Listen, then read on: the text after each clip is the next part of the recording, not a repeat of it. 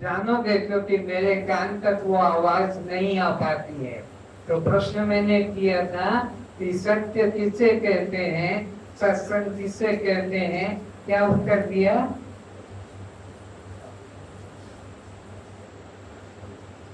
बोलो, उत्तर दो।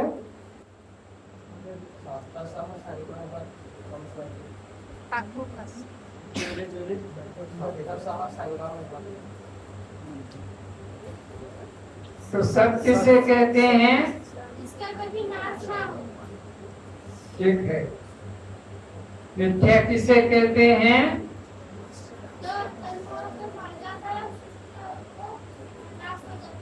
जिसका जन्म हो मर जाए उसे मिथ्या कहते हैं। असत किसे कहते हैं?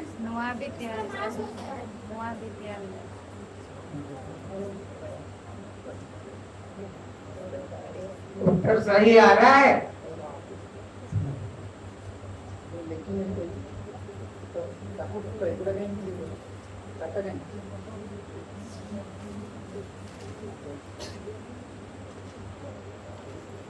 अब प्रश्न है, आप कब सोते हैं? तो इसका उत्तर होगा, हम सदा सदा से सोते आ रहे हैं। सोने का मतलब है अपने को देह मानना, और जागने का मतलब है अपने को आत्मा जानना। हम कब जागेंगे? जब हम अपने को आत्मा जानेंगे। हम कब सोते हैं? हम सदा सदा से सोते आ रहे हैं। क्यों? कि हम अपने को देह मानते चले आ रहे हैं। अच्छा, तो यह जीव आत्महत्यारा कब होता है? जब अपने को देह मानता है। ब्राह्मण, क्षत्रिय, वैश्य, शूद्र या उड़िया, बंगाली, मारवाड़ी, गुजराती, तेलुगु या इसी प्रकार का कोई स्त्री या पुरुष, गोरा, काला, लड़का, लड़की, कुछ भी देह को लेकर के मान रहे हैं, तो हम सब क्या हैं? आत्म हत्यारे। तो ब्रह्म हत्यारे कब होते हैं? अपने से परमात्मा को अन्य, भिन्न मानना, जानना। परमात्मा मंदिर में है, परमात्मा तीर्थ में है, परमात्मा मूर्ति में है, परमात्मा चित्रों में है, परमात्मा वैकुंठ में। अपने से परमात्मा को दूर अलग मानने को हम ब्रह्म हत्यारा कहते हैं। तो ये बताएं, जड़ किससे कहते हैं? जड़ जोर से। अपने को भी न जाने और दूसरे को भी न जाने, उसे क्या कहते हैं? जड़ कहते हैं। तो अब चेतन किसको कहते हैं? जो अपने को भी जानता है और अपने अलावा सबको, उसके चैतन्य कहते हैं। तो दृश्य किसे कहते हैं? बोलो बच्चों। जो दिखाई पड़ता है उसे क्या कहते हैं? दृश्य कहते हैं। और जो देखने वाला है उसे क्या कहते हैं? तो दृष्टा किसे कहते हैं? जो दृश्य को देखने वाला है उसको दृष्टा कहते हैं। आप दृष्ट हैं कि दृष्टा हैं? ये मूर्ति दृश्य की दृष्टा है। ये क्या है? ये कृष्ण की मूर्ति, ये दृश्य की दृष्टा है। अच्छा, तो ये मूर्ति जड़ है कि चेतन है? और तुम जड़ हो कि चेतन हो? हम चेतन हैं और ये मूर्तियाँ जड़ हैं। यह जड़ है कि चेतन है? जड़ है। ये दृश्य है कि दृष्टा है? ये दृश्य है। क्या है? ये दृश्य क्यों है? दिखाई पड़ता है। ये दृष्टा क्यों नहीं? ये देख नहीं सकता है। आंखें जरूर है पर इसमें चेतनता नहीं है। तो शव किसे कहते हैं मेरे भाई? बोलो, पीछे से भी उत्तर आना चाहिए। शव किसे कहते हैं? जो निर्जीव है, निष्प्राण है और निष्क्रिय है, उसे शव कहते हैं। तो ये शव है कि शिव है? ये शव है कि शिव है? ये शव है कि शिव है? तुम कौन हो? तुम शिव हो। शिव किसे कहते हैं? सजीव हो, सप्राण हो और सक्रिय हो, उस सत्ता को शिव कहते हैं। तो तुम शव हो कि शिव हो? तुम शव क्यों नहीं? क्योंकि हम सप्राण हैं, सजीव हैं, सक्रियशील है।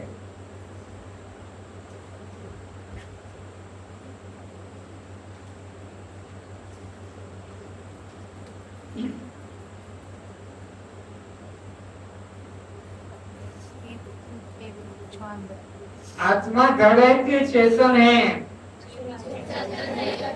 उसके लक्षण क्या है आत्मा के? 4।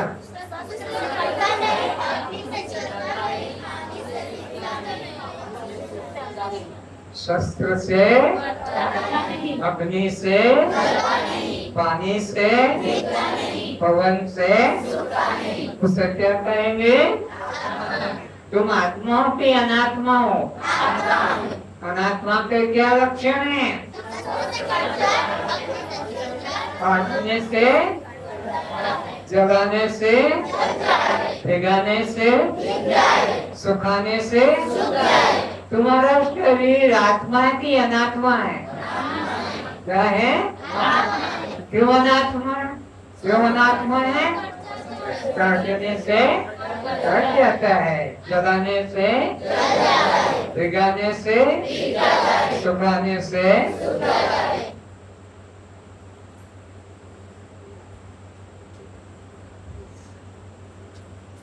अब दूसरे के द्वारा जो प्रकाशित होता है उसे पर प्रकाश कहते हैं, और जो अपने से ही प्रकाशित है उसको स्वयं प्रकाश कहते हैं।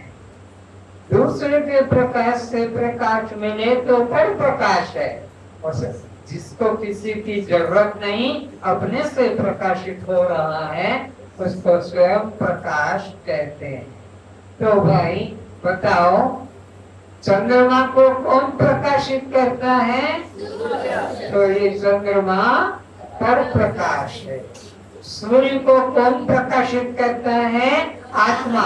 सूर्य को कौन प्रकाशित करता है? तो आत्मा स्वयं प्रकाश है और सूर्य पर प्रकाश है। इसी प्रकार चंद्रमा पर प्रकाश है। क्यों पर प्रकाश है? क्योंकि वो सूर्य के द्वारा, अगर सूर्य का प्रकाश नहीं मिलेगा तो चंद्रमा में प्रकाश नहीं हो सकेगा।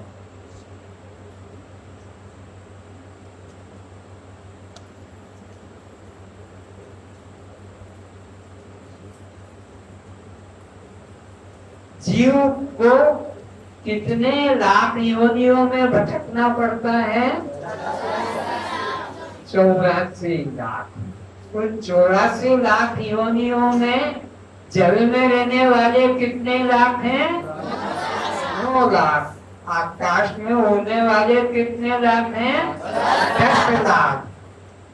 जमीन में घुसकर रहने वाले 11 लाख है, और जमीन से पैदा होने वाले 30 लाख हैं, और 4 टांगों से चलने वाले 30 लाख हैं, और 2 टांगों से चलने वाले 5 लाख। इस तरह से जीवात्मा कितने लाख योनियों में भटकता है? जो यहाँ बैठा है यह एक घर में नहीं, 84 लाख प्रकार के घरों में, शरीरों में घूमता घूमता, और ये देव दुर्लभ योनि पाया है।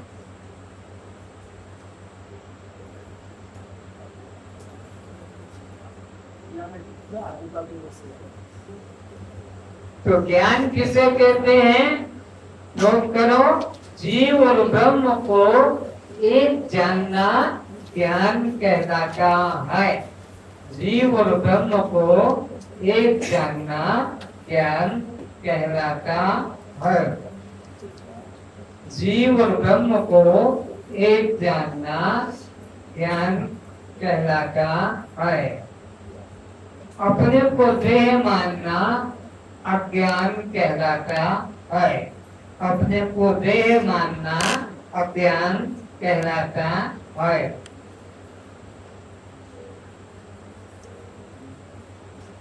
पर किसे कहते हैं? अपने से भिन्न को पर कहते हैं। अपने से भिन्न को पर कहते हैं। और स्व किसको कहते हैं?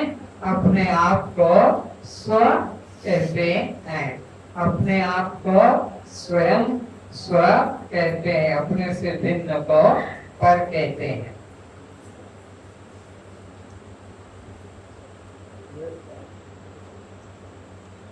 तो परमात्मा के बारे में जानो। परमात्मा व्यक्ति नहीं शक्ति है। परमात्मा व्यक्ति नहीं शक्ति है। व्यक्ति का को जन्म और नाश होता है, शक्ति का जन्म नाश नहीं होता है। तो परमात्मा व्यक्ति नहीं, परमात्मा शक्ति है।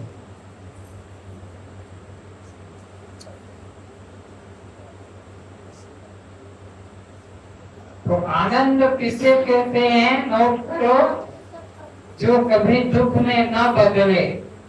जो कभी दुख में न बदले उसे आनंद कहते हैं। जो कभी दुख में न बदले उसे आनंद कहते हैं। जैसे गहरी नींद, गहरी नींद में सदा आनंद मिलेगा, कभी किसी को भी दुख नहीं होगा। जैसे गहरी नींद में सदा आनंद है।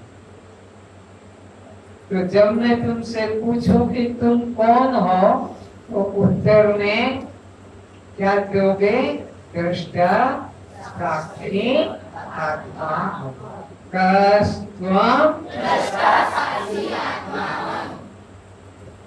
इसे कभी भूलना नहीं। तो मैं आपसे पूछूंगा, आप जड़ हैं, तो आपका उत्तर क्या निकलेगा? चैतन्य है। हम कौन हैं? तो आप जड़ हैं। जब मैं पूछूंगा आप दृश्य हैं, तो आपका उत्तर निकलेगा दृश्य नहीं, हम तो दृष्टा है। तुम दृश्य हो? दृश्य हो? जड़ हो? शव हो? शव हो? पर प्रकाश हो? प्रकाश।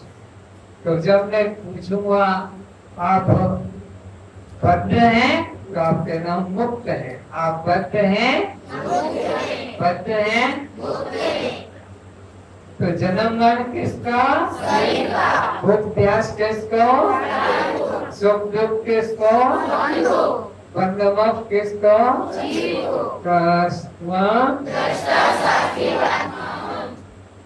स्टेशनरी दे रहे हैं, किसी को जरूरत तो मांग लो। कापी पेन की किसी को कमी लग रही है, नहीं है, तो मांग ले हाथ उठाकर।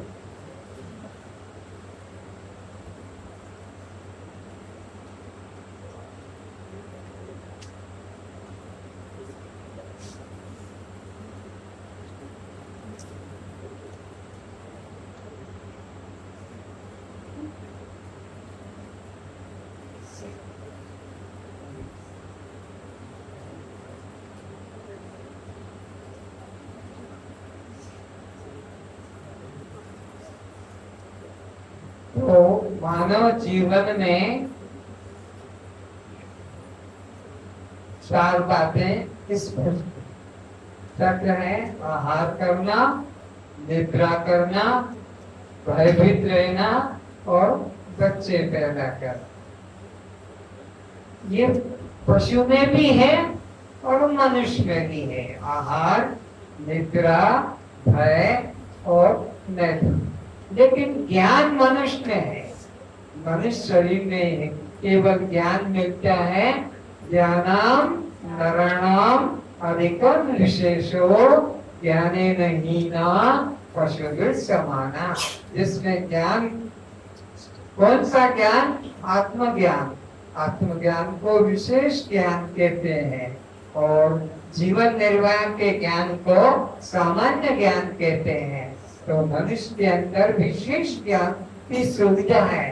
पशुओं में, पक्षियों में विशेष ज्ञान नहीं। वो बस जीवन निर्वाह करना जानते हैं, बच्चे पैदा करना जानते हैं, अपना घोंसला मकान बनाना जानते हैं और मर जाते हैं।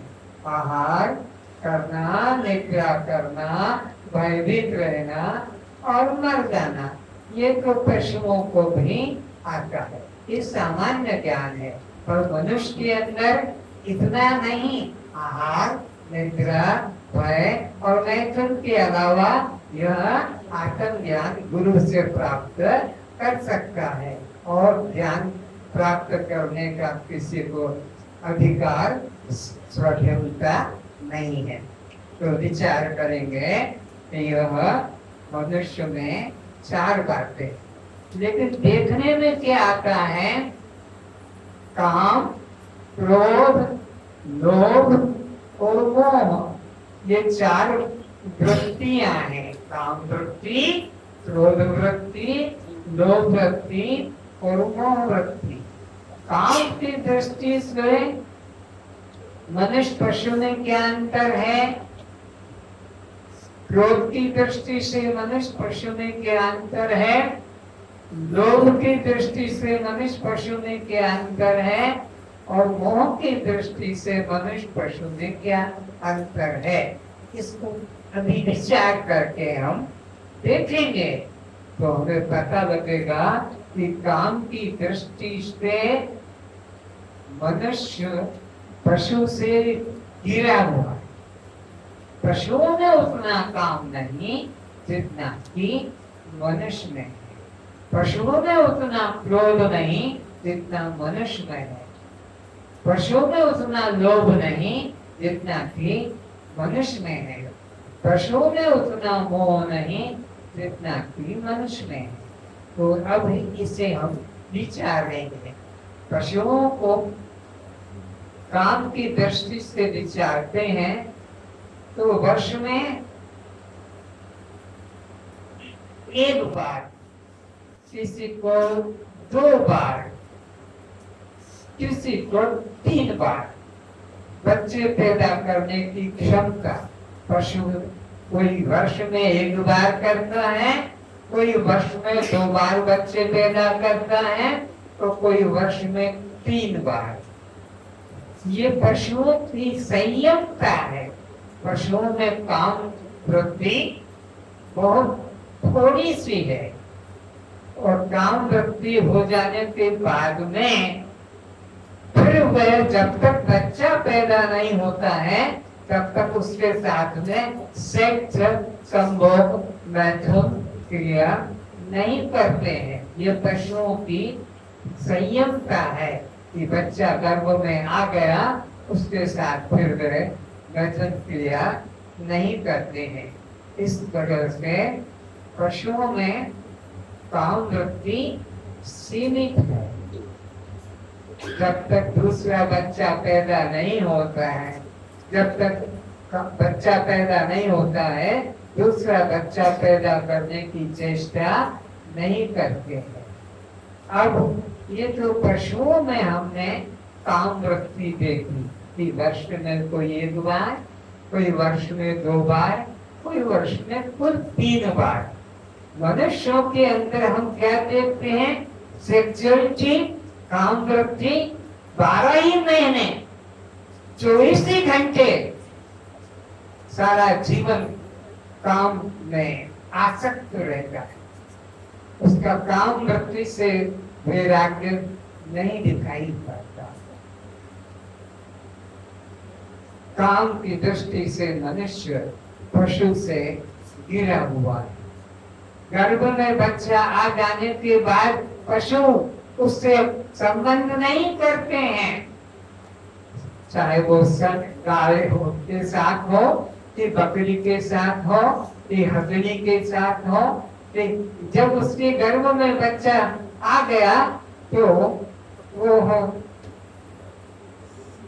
मेल उसके साथ संबंध नहीं करता।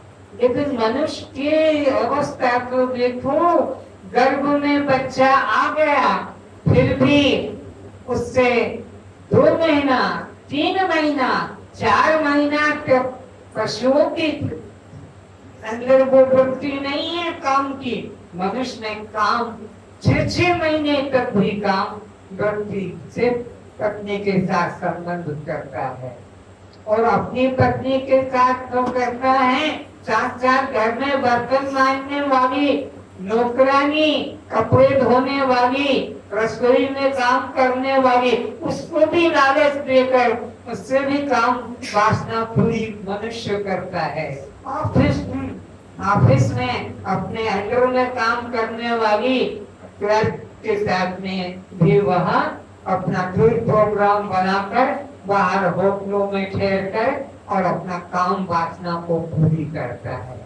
और काम वासना की दृष्टि से देखो तो यह कोणार्क मंदिर काम वासना से भरा हुआ है। कैसे कैसे नग्न दृश्य बनाकर, सेक्स के चित्र बनाकर मूर्तियां और दिखाए गए हैं। जगन्नाथ का मंदिर विश्व में प्रसिद्ध मंदिर है, लेकिन मंदिर के बाहर नग्न स्त्री पुरुषों के लंबे लंबे 5 फीट 5.5 फीट के मूर्तियां बनाकर अलग अलग दिखाए हैं। कोणार्क में देखा, इसी तरह जगन्नाथ के मंदिर में देखा, इसी तरह और एक जगह है जिसका कि नाम मुझे भी याद नहीं आ रहा है, जहाँ पर भी इसी तरह के नग्न चित्र दिखाए गए हैं। सोमनाथ का मंदिर भी प्रसिद्ध है। तो गंदे यदि उसको देखो कैसे कैसे नग्न वो चित्र बना के रखे, वहाँ देखो और घर जाके प्रैक्टिस करो, घर जाकर उनका आप प्रयोग करो। इस तरह से गंदे चित्र दिखाए तो काम के दृष्टिकोण से मनुष्य पशुओं से घिरा हुआ है। पशुओं में उतना काम वृत्ति नहीं जितना कि मनुष्य में काम वृत्ति है। तो इस तरह काम की दृष्टि से मनुष्य घिरा है। अब विचार करते हैं क्रोध के दृष्टिकोण से। पशुओं में क्रोध कब होता है? जब उनके बच्चे छोटे होते हैं और कोई उनके पास पहुंचता है तो वे क्रोध दिखाते हैं, या उसी प्रकार से उनको कोई जो है दूध निकालने जाता है, छोटे बच्चे अभी हैं तो वे क्रोध दिखाते हैं, टांगे हिलाते हैं, सर हिलाते हैं, पर उनका क्रोध बस थोड़ी देर के लिए होता है। तुमने गाय को सुबह मारा, दूध नहीं मिला, गाय को मारा, संध्या को आएगी फिर दूध देने लग जाएगी। वो क्रोध नहीं रखती मन में कि सुबह दुष्ट ने, सुबह इस पापी ने मुझे मारा था और मैं दूध नहीं दूंगी। कुत्ते को तुम मारो, डंडे से मारो या लकड़ी से कैसे मारो, वो चिल्लाता चला जाएगा। 2 घंटे बाद में रोटी दो, फिर कुत्ता आ जाता है। कुत्ता नहीं सोचता है तो इसने मुझे सुबह मारा था, अब मैं क्रोध नहीं, मैं इसके घर में नहीं जाऊंगा। तो पशुओं को क्रोध होता है और थोड़े देर के लिए, बाद में वो भूल जाते हैं, फिर संध्या को आकर तुम्हारे द्वार पर खड़े हो जाते हैं। तो क्रोध देखते हैं कि पशुओं के अंदर होता है और थोड़ा सा। अब मनुष्य के अंदर कितना क्रोध है इस पर विचार करते हैं। पिताजी ने कुछ कह दिया, पुत्र घर छोड़ के चला जाता है, मास्टर ने क्लास में कह दिया, क्लास छोड़ देता है, चला जाता है। क्रोध भयंकर है इसके अंदर, घर छोड़ देता है। क्रोध में आकर वो अपनी पत्नी का गला घोट देता है, पत्नी को मार देता है। क्रोध की दृष्टिकोण से मनुष्य भयंकर दूषित है। यहाँ तक कि घर छोड़कर जंगल चला जाता है। क्रोध मनुष्य में भयंकर है, उसको भूलता नहीं। पशुओं में क्रोध है तो थोड़ा समय, पशुओं में थोड़े समय बाद में फिर भूल जाते हैं, पर मनुष्य तो घर छोड़कर चला जाता है, जीवन भर मन में वैर भाव रखता है। इस तरह क्रोध के दृष्टिकोण से भी मनुष्य गिरा हुआ है। अब लोभ के दृष्टिकोण से विचार करते हैं कि पशुओं में कितना लोभ है और मनुष्यों में कितना लोभ है। पशुओं में गाय को खाने को दो, पेट भर जाएगा, वो घास पुआल वहीं पड़ा रहेगा, चली जाएगी। कुत्ते का पेट भर जाएगा, वह बाकी का भात भोजन पड़ा रहेगा, वो छोड़कर चला जाएगा। बकरी के आगे जितना पेट भरना है पत्ते खा लेगी, पेट भर गया, छोड़कर चली जाएगी। इसी प्रकार ऊंट कहो खाती, पेट भरने के बाद फिर लोभ नहीं कि शाम को क्या मिलेगा, शाम को मुझे कौन देगा, इसके लिए शाम को कल के लिए ले जाओ। उनमें क्रोध लोभ नहीं होता है। मनुष्य के जीवन में तो देखो, सुबह का खाता है तो विचार करता है कि संध्या को खाने को क्या मिलेगा, अभी मुझे बता दो। पत्नी से पूछेगा कि वो बनाने वाले से, सुबह मिल गया तो संध्या की चिंता, संध्या को मिल गया तो कल क्या सुबह नाश्ता बनाओगे, ये भी चिंता कर लेता है। सुबह का नाश्ता मिल गया तो 12 बजे भोजन में क्या मिलेगा, इस तरह से। और आज का मिल गया तो कल की चिंता, कल का मिल गया तो सप्ताह की चिंता, सप्ताह का मिल जाए तो महीने भर की चिंता, और महीने भर का मिल जाए खाने को तो वर्ष भर में मेरे को मिलता रहे, इसकी चिंता। और वर्ष का भी मिल जाए, व्यवस्था हो जाए तो सारे जीवन की चिंता, आखिरी तक मरते तक मेरे पास में ये रहे। और मरने तक का भी हो तो फिर अगला जन्म का भी विचार करता है कि मेरे का आगे क्या मिलेगा, श्राद्ध कब मेरा करोगे, श्राद्ध भी अगले जन्म की चिंता में है। तो लोभ के दृष्टिकोण से मनुष्य पशुओं से गिरा हुआ है।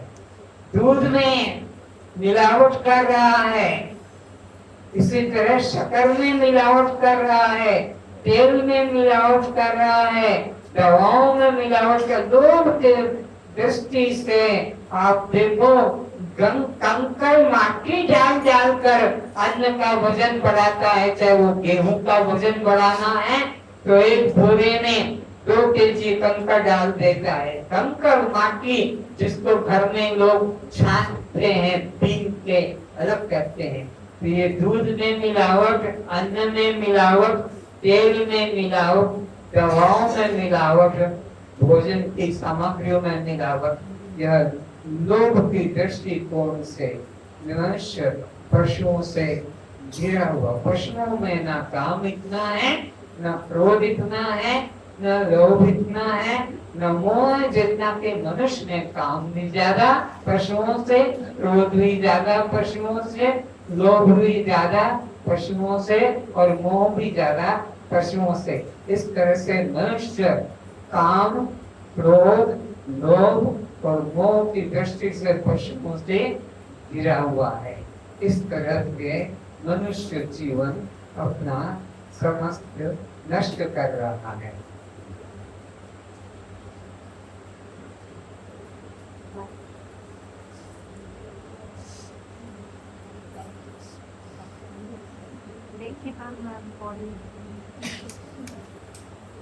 저보다나 육개는 저거나 쓰고 계시고 보고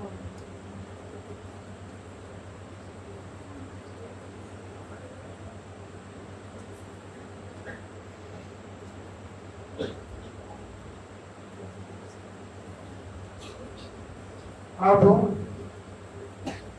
व्यभिचार किसे कहते हैं? अपनी पत्नी के साथ में भी व्यभिचार माना जाता है। पत्नी की इच्छा के विपरीत, पत्नी की इच्छा नहीं है, मन ठीक नहीं है, कोई दुख है, कोई चिंता है, कोई रोग है, पर उसके रोग होने पर भी, दुख चिंता होने पर भी कामी पुरुष उसको संबंध के लिए बाध्य करता है। ये व्यभिचार है। अपनी पत्नी के मन के अनुकूल न होकर प्रतिकूल होकर भी हम लोग करते हैं। इसलिए संयमी पुरुष अपनी पत्नी के मन के अनुकूल होकर ही चलते हैं। कामी पुरुष बच्चों को दूध नहीं पिलाते हैं। माताएं भी बच्चों को दूध नहीं पिलाती है। इसलिए उनके स्तनों का आकार गिर जाएगा।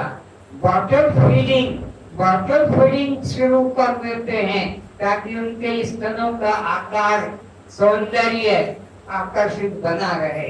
ये कामी पुरुषों की मन की दशा है।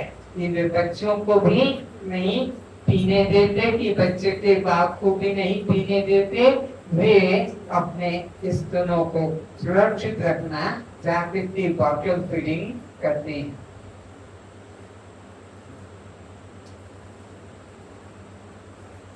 तो इस तरह से कामी पुरुषों के लिए कोणार्कपुरी के मंदिर की दीवार पर, सोनपुर के कॉलेज रोड के ऊपर, छतिया के मंदिर में, दुर्गा मंदिर के गेट पर सिंह द्वार, दुर्गा मंदिर सिंह द्वार से पता लगता है कि सिंह द्वार पर है। तो उसके लिंग को लंबा करके उसको लाल रंग से रंगित करके को दिखाया जाता है।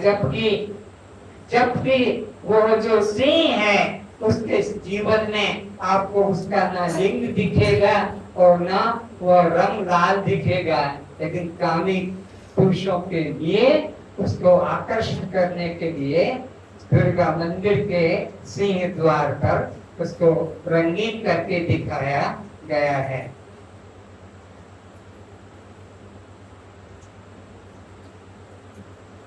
ब्रह्मपुर जेल की घटना, ब्रह्मपुर जेल में एक लक्ष्मण नायक स्वतंत्र सेना नायक था, स्वाधीनता संग्रामी लक्ष्मण नायक ने अपनी जीवन की बलिदान किया था। देश की स्वतंत्रता के लिए लक्ष्मण नायक उड़ीसा का, उसने आत्महत्या को स्वीकार किया, फांसी पे चढ़ा। उसी ब्रह्मपुर की जेल में लक्ष्मण नायक व्यक्ति ने अपने बड़े भाई की जो लड़की थी उसके साथ संबंध करके उसको मार के जमीन में गाड़ दिया था।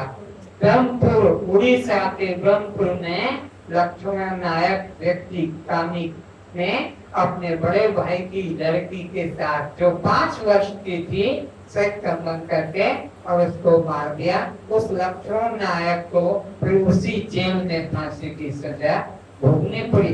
एक लक्ष्मण नायक ने देश की स्वतंत्रता के लिए अपनी जीवन को बलिदान किया और एक लक्ष्मण नायक ने अपने बड़े भाई की छोटी सी लड़की 5 साल की, उसके साथ रेप करके उसकी अपनी जीवन हत्या की।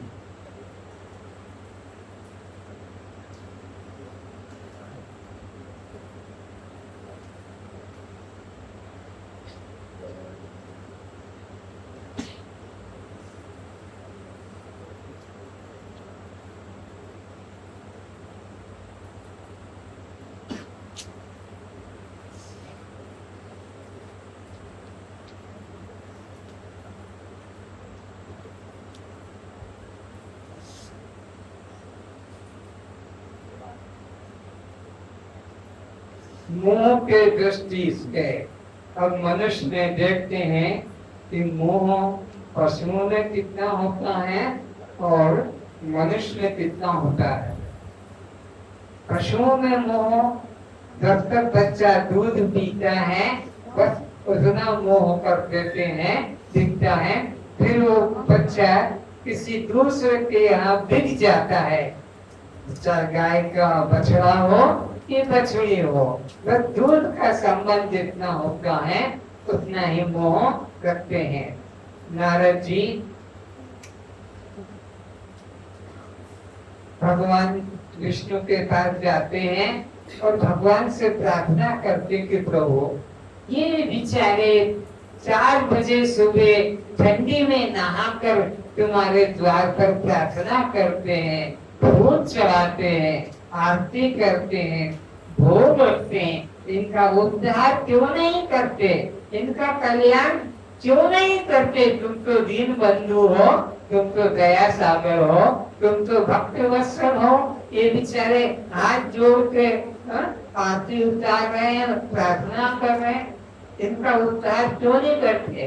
तो भगवान ने कहा ये मेरे कोई भी पूजा नहीं करते हैं, ये जितने भगत आए मंदिर में फूल माला लेकर फल लेकर जो आते हैं ये मेरे लिए नहीं आते हैं, ये तो अपने स्वार्थ के लिए आते हैं। मेरा लड़का हो जाए, मेरा मकान बन जाए, मैं परीक्षा में पास हो जाऊं, मेरा रोग कट जाए, मेरा शत्रु मर जाए इत्यादि, मेरे लिए कोई नहीं आते है।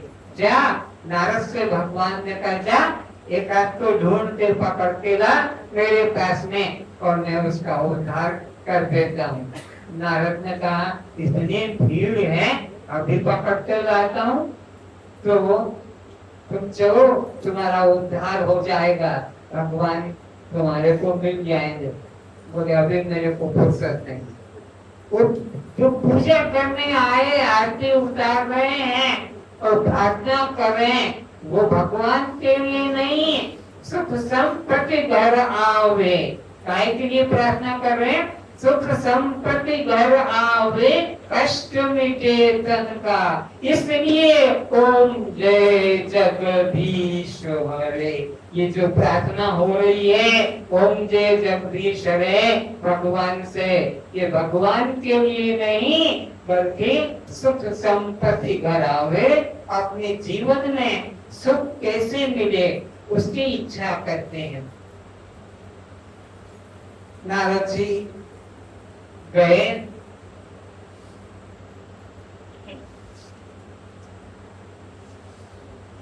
एक बूढ़ा आदमी बैठा था, माला हाथ में थी, चादर लपेट के माला चला रहा है। तो कार्य में तेरे को लेने आया हूँ, छोड़ माला, अब भगवान के पास तुझे चलाता हूँ। तो बोले मेरे को अभी नहीं जाना है, क्यों? मेरा पोता हो जाए उसका मुख देख कर मैं जाने की इच्छा करूंगा। कितना समय लगेगा? बोले 7 महीने बहू को, बीगनी को 7 महीना हो गया, 2 महीने बाद में बच्चा पैदा हो जाएगा, तो 5 महीने बाद आना। नारद चला गया, उसके बाद में वो बच्चा भी घर में हो गया, नाती बोलते हैं, नाती भी हो गया और बूढ़ा मर गया। नारद से क्या कहा था, तू 5 महीने बाद आना और मैं तेरे साथ भगवान के पास चलूंगा, लेकिन मौत आ गई पहले और मर गया। और मर कर क्या हुआ, उसी घर में सांप बना। घर का व्यक्ति मरकर घर के अंदर सांप बना और वह सांप के जीवन में रहता और देखता रहता था। और उसके बाद में सांप मरकर फिर वह बदक बन गया। बदक बन के फिर वह गाड़ी में जोता जाने लगा।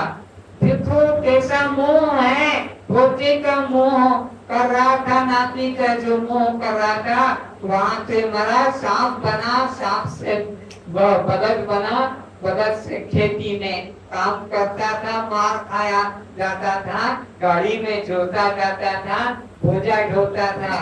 तब जाकर नारद फिर गए, अब तो चलो, अब तो तुम्हारी क्या दुर्दशा हो गई है। बोले नारद तुम देखो, ये खेती दो बैलों से होती है, अगर मैं चला जाऊंगा तो मेरा लड़का एक बलद से खेती कैसे कर पाएगा। थोड़ा दया करो, अभी फसल पक जाएगी, 5 महीने बाद खेत से धान कट कर कबे में आ जाएगा, फिर मैं चला चलूंगा। नारद ने कहा ठीक है भाई। नारद इंतजार करता था और वो वहां से मरकर घर में कुत्ता बनता है। वही व्यक्ति उसी घर का जो मालिक था बूढ़ा, वो मरकर जब सांप बना, सांप से जो है वह पशु बना, पशु से मरकर फिर कुत्ता बना और कुत्ता बनती घर में आ गया। घर के द्वार पर बैठा रहता था और जो कुछ भी बासी झूठा ताजा होता निपटा खा लेता था। नारद वहां पर गए, अरे अब तो चल, तू कुत्ता बन गया है, कहा तू मनुष्य था।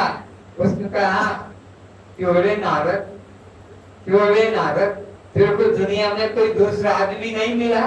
साला जब देखो जब मेरे पीछे, जब मनुष्य था तब भी आ गया, श्राप बना तब आ गया, बलद बना तो आ गया, और अब कुत्ता बन गया तब भी आ गया। अरे ये मेरा मालिक है, मेरे को ताजा ताजा खाने को देता है। नारद ने कहा कि अब मैं तेरे कान पकड़ता हूँ, तेरे पास नहीं आऊंगा। तो इस तरह से मोह सकल व्याधिन कर मूला, चैते उपजहि बहुविधि शूला। ये मोह बहुत भयंकर रोग है, इससे सावधान रहो। मोह करो तो सदगुरु से करो, मोह करो तो परमात्मा से करो, ताकि तुम्हारा इस जन्म मरण का 84 का चक्कर समाप्त हो जाए। 84 लाख योनियों में तुम्हें भटकना पड़ेगा। क्या ये जीवन है? 9 लाख प्रकार के जल में रहकर जीवन व्यतीत करना पड़ता है। जल में रहकर क्या खाओगे? छोटी छोटी मछलियाँ, वो बड़ी बड़ी मछलियाँ अपना भोजन बना लेती है। वो किसी मछली किसी घर में खाने नहीं जाएगी, किसी झाड़ पे चढ़ने नहीं जाएगी फल खाने, किसी के खेत में नहीं जाएगी मछली अन्न खाने। मछलियाँ मछलियाँ को खाकर अब जीवन निर्वाह करती है। तो सोचो 9 लाख प्रकार का वो जीवन कैसा कष्टमय है। 10 लाख प्रकार का उड़ने वाले पक्षियों का जीवन कितने कष्टप्रद है। 11 लाख जमीन के अंदर रहने वाले जीवों का जीवन कितना कष्टप्रद है। 20 लाख जमीन से निकलने वाले अन्नों का जीवन कितना कष्टप्रद है। इसी प्रकार 4 टांगों से चलने वाले 30 लाख प्राणियों का जीवन कितना कष्टप्रद है, और 2 टांगों से चलने वाले 4 लाख जीवों का जीवन कितना कष्टप्रद है। तो विचारो, मनुष्य जीवन मिला है आत्म ज्ञान प्राप्त करने के लिए। आत्म ज्ञान प्राप्त कर लोगे तो 84 का चक्कर काटना नहीं पड़ेगा, 4 टांगों से चलना नहीं पड़ेगा, अपने कंधे पर गाड़ी को घसीटना नहीं पड़ेगा, कि हाथी बनकर इसी तरह सांड बनकर डंडे खाना नहीं पड़ेगा।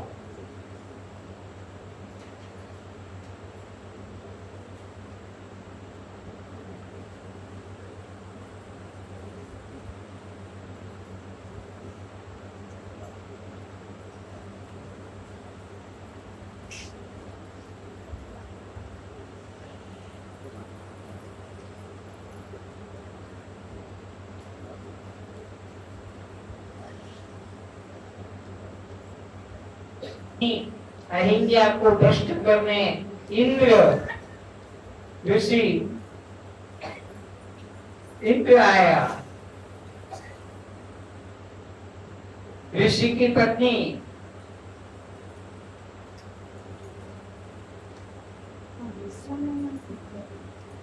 अत्रि ऋषि की पत्नी के साथ में ब्रह्मा विष्णु और शंकर भ्रष्ट करने के लिए पहुंचे। सूर्य पृथ्वी के साथ में संबंध करने गया, पृथ्वी के को भ्रष्ट किया। इस प्रकार से ये देवताओं का चरित्र है। मनुष्य का जीवन है जो इन पापों से चाहे तो बच सकता है, जन्म मरण के चक्र से छोड़ सकता है। मनुष्य की तरह काम क्रोध लोभ मोह होने पर भी भगवान राम और भगवान कृष्ण शादी भी किया। राम ने बच्चे भी पैदा किए, राज्य भी चलाया राम ने। कृष्ण ने भी शादी की, बच्चे पैदा किए, राज्य चलाया। लेकिन राम का जीवन राम लीला बन गया और कृष्ण का जीवन कृष्ण लीला बन गया। और आप जो है संसार में एक पत्नी, दो बच्चे, थोड़ा सा मकान और बंधन को प्राप्त हो जाते हैं। तो अब समझ में आना कि आपका जीवन बंधन में क्यों हो जाता है। राम ने इतना विस्तार किया, वो राम लीला, कृष्ण ने इतना विस्तार किया संसार का, वो कृष्ण लीला। और तुम जो हो संसार के अंदर बंधन में बन जाते हो। मैं तुम्हारे को बंधन में बनने नहीं दूंगा। तुम्हारा जीवन राम की तरह है, तुम्हारा जीवन लीला बनेगा, बाल लीला बन जाएगा। तुम्हारा जीवन बंधन में नहीं आएगा। वो विद्या, वो टेक्निक, वो मंत्र, वो साधन तुम्हें सिखाया जा रहा है कल से कि तुम दृष्टा साक्षी आत्मा हो। ये विज्ञान तुम्हारे जीवन में बैठ जाएगा तो तुम्हारा जीवन लीलामय बन जाएगा, मुक्त रहोगे, तुम बंधन को प्राप्त नहीं हो सकोगे। तो अब संसार के अंदर तीन चीजें हैं, काम क्रोध लोभ। यह नरक के द्वार हैं जो बंधन के कारण है। गीता के 16 अध्याय के 21 श्लोक में भगवान कहते हैं, त्रिविधम इदम नरकस्य द्वारम नाशनः कामः क्रोधः लोभः तस्मात् एतम त्रयं त्यजेत। इसलिए तीन का त्याग करो। कौन कौन से बंधन में डालने वाले हैं? काम क्रोध लोभ। यह नरक के द्वार है। त्रिविधम नरकस्य इदम द्वारम नाशनः, जीव को दुर्गति देने वाले हैं, जीव को बंधन में डालने वाले हैं। इसलिए इन तीनों का त्याग करो। काम का त्याग करो। तो आप विचार करो कि काम का त्याग करने के लिए अगर होगा तो फिर संसार में कोई जीव भी उत्पन्न नहीं हो सकेगा। काम वासना, क्रोध वासना और लोभ वासना, ये कैसी वासना है? जैसे कि ये ताला मेरे पास है, इस ताले को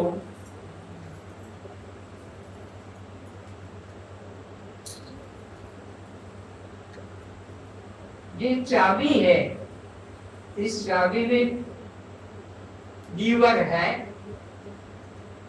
अब इस ताले को बंद करना है। ये जो ताला खुला है तो इसको बंद करना है, तो उसका तरीका क्या है? इस चाबी को अंदर डाला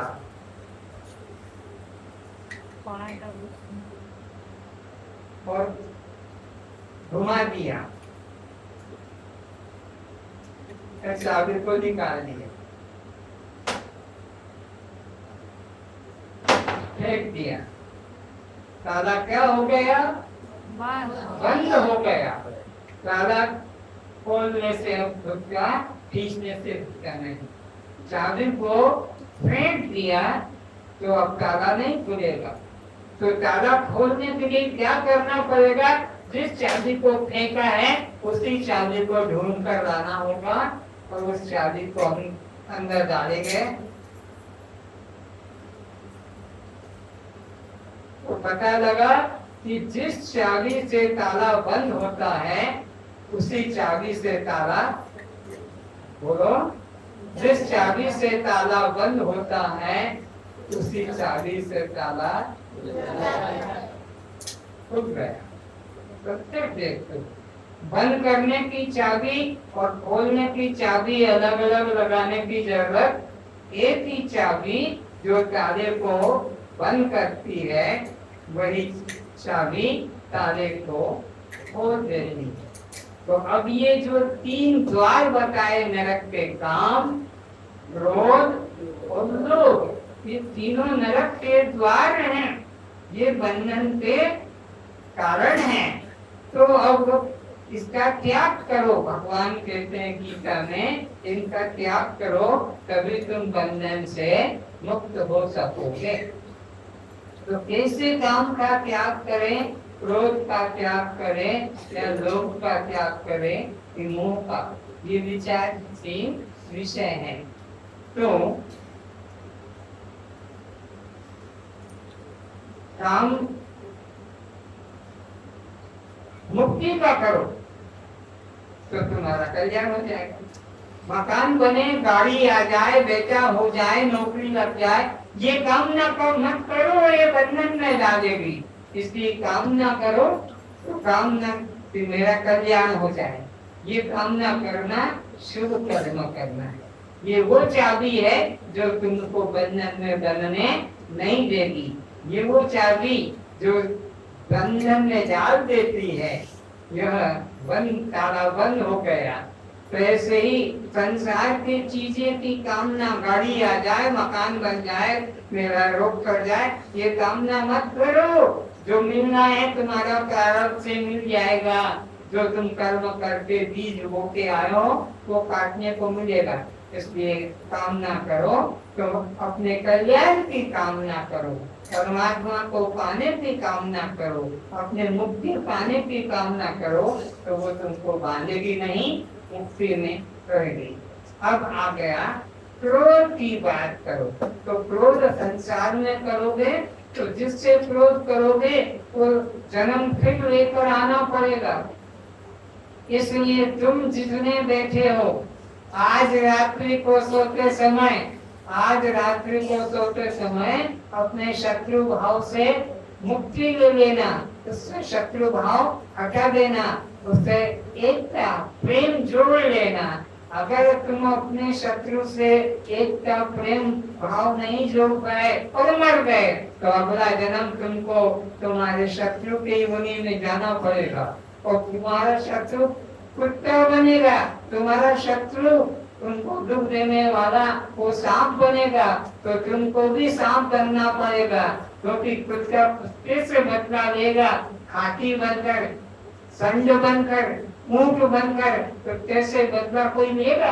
कुत्ते से तो कुत्ता ही बदला लेगा, संड से संड बदला लेगा, हाथी से हाथी बदला लेगा। तो तुम्हारा शत्रु अगर नीच योनि में गया तो तुम्हें भी उससे बदला लेने के लिए नीच योनि में जाना पड़ेगा।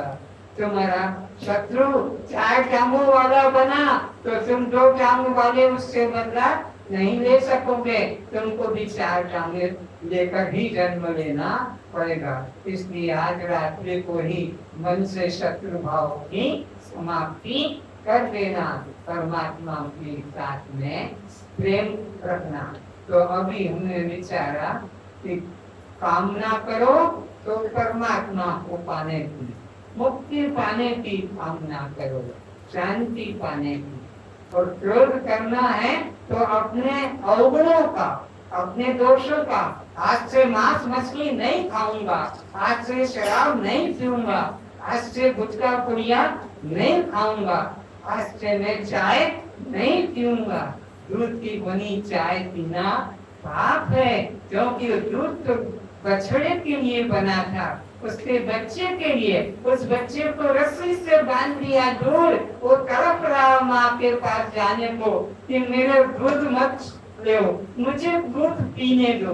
और गाय को भी बांध दिया रस्सी से, गाय के टांगों को भी रस्सी से बांधकर बाल्टी में चिर दूध भरकर और अपना खीर बना के खा रहे हो। पेड़ा बना के खा रहे हो, मलाई घी बना रहे हो, कितना पाप। वो बच्चा तड़प रहा है, उसको पेट भरने को दूध भी नहीं पीने देते और अपना चाय के लिए ले आते हैं। तो बच्चा भी रो रहा है, आंखों से आंसू गिरे। देखना बच्चा, माँ भी रो रही है कि मेरे बच्चे का दूध, ये पापी तू मत चुरा और तुम मेरे बच्चे के लिए, लेकिन तुम लोग गाय का दूध पीने के लिए किस तरह से करते हो। तो क्रोध भी अब गाय के प्रति, बच्चों के प्रति करते हो, यह भी पाप रूप है। इसलिए अपने को परमात्मा के संबंध में जानना है कि परमात्मा वह व्यक्ति नहीं, शक्ति है। तो दो बातें हो गई इधर से। क्या जाना कि कामना करो तो अपने कल्याण की करो, और क्रोध करो तो अपने दुर्गुणों का, बुरी आदतों का, कि आज से मांस मछली अंडा का सेवन नहीं करूंगा। ये हमारा भोजन मंदिर में जो भगवान के आगे रखा जाता है वो इस देह मंदिर में, देह मंदिर है, इसके अंदर रखना है। तो काम, क्रोध और विचार करना है। ये अब हमको अपने कल्याण के लिए काम भी करना है, तो कल्याण के लिए क्रोध भी करना है, तो दुर्गुणों से बचने के, मोह करना है। तो मोह किससे करें? जिससे हमारा, पत्नी से मोह करोगे फिर मरोगे, पति से मोह करोगे फिर मरोगे, बच्चे से मोह करोगे फिर मरोगे, शत्रुता रखोगे फिर मरोगे। तो मोह करना है तो सद्गुरु में करो, भगवान में करो। अपने कल्याण के लिए अगर मोह करना है तो घर के परिवार वालों के साथ में मोह मत करो। मोह करना है तो भगवान में करो, सद्गुरु में करो, ताकि तुम्हारा वे कल्याण करने में सहयोगी हो सके। इस तरह से विचार करना है। और एक बार आखिरी में यह समझ लो कि परमात्मा व्यक्ति नहीं, परमात्मा शक्ति है। उसका अनुभव करना है। कैसे अनुभव करना है? जैसे अंगूर का हमें अनुभव करना है, तो इसको हमें किस इंद्रिय से करेंगे? जिह्वा इंद्रिय से। खट्टा है कि मीठा है, फलों का रस अभी जिह्वा इंद्रिय से, ऐसे फलों का भी जिह्वा इंद्रिय से परमात्मा का भी अनुभव करना होगा। और किसी इंद्रिय के द्वारा, न कान से, न त्वचा से, न चक्षु से, न जिह्वा से, न घ्राण से परमात्मा का अनुभव करना है। तो किससे अनुभव होगा? वह ज्ञान के द्वारा ही परमात्मा का अनुभव हो सके। अस्तु परमात्मा को जानो कि परमात्मा व्यक्ति नहीं, परमात्मा शक्ति है। इस संबंध में आज का विषय यही मैं समाप्त करता हूँ। आज का और आगे का विषय कल आनंद रहस्य। कल का विषय आनंद रहस्य होगा। आनंद कब आता है, आनंद कैसे आता है, और आनंद कब हमसे दूर हो जाता है, इसके विषय में कल विचार करेंगे।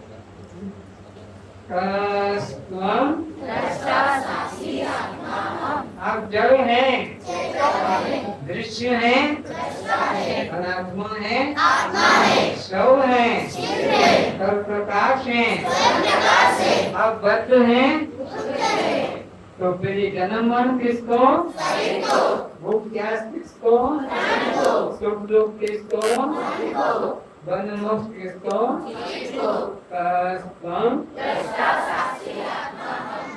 जब मैं चलती हूँ, जब मैं देखती हूँ, जब मैं सुनती हूँ, जब मैं बोलती हूँ, जब मैं काम करती हूँ, जब मैं सोती हूँ, जब मैं उठती हूँ, जब मैं खाती हूँ, परमात्मा की शक्ति के बिना कोई भी काम नहीं होता है। तस्मात् ओम पूर्णमदः पूर्णमिदं पूर्णात् पूर्णमुदच्यते पूर्णस्य पूर्णमादाय पूर्णमेवावशिष्यते। ओम सहना भवतु सहनो भुनक्तु सवीर्यं करवावहै तेजस्विनावधीतमस्तु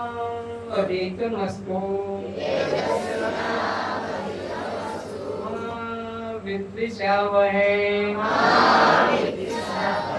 ओम शांति शांति शांति।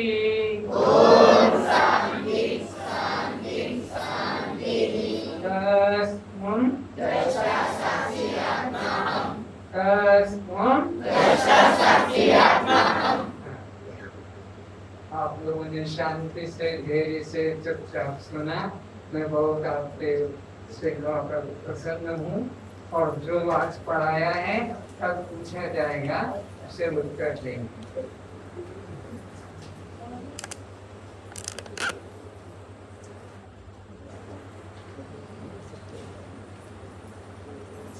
थोड़ा बैठ लो।